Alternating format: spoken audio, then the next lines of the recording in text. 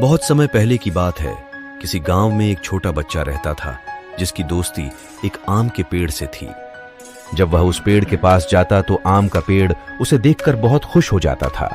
वह लड़का घंटों उस पेड़ के साथ खेलता और जब वह थक जाता तो पेड़ उसे खाने के लिए कुछ आम दे देता।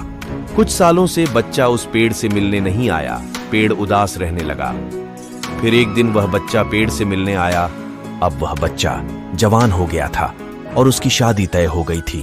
पेड़ उसे देखकर बहुत खुश हुआ, मगर वह लड़का कुछ परेशान दिखाई दे रहा था।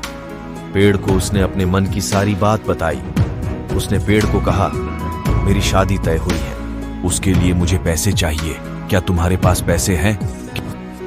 आम के पेड़ ने कहा कि पैसे तो नहीं है, मगर तुम मेरे सारे आम तोड़ लो और उन्हें बेचकर पैसों का इंतजाम कर लो।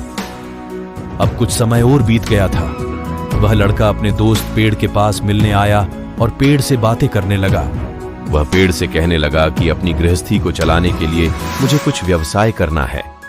आम के पेड़ ने अपने दोस्त से अपनी मोटी मोटी शाखाओं को कटकर उनकी बोट बनाकर अपना व्यवसाय शुरू करने के लिए कहा। धीरे धीरे समय बीतता गया। अब वह बच्चा लड़के से बूढ़ा हो चुका था और पेड़ भी पूरा कट चुका था। वह बूढ़ा व्यक्ति अपने दोस्त के पास आकर बैठ जाता है और उससे कहता है कि तुम मेरे जीवन भर काम आते रहे और दुख सुख में मेरे साथ खड़े रहे। तुम ही मेरे सच्चे दोस्त हो, जो निस्वार्थ भाव से मुझे कुछ न कुछ देते रहे हो, जबकि हम इंसान तुम्हारे लिए कुछ नहीं करते। वास्तव में पेड़ पौधे ही एक इंसान के सबसे अच्छे मित्र होते हैं।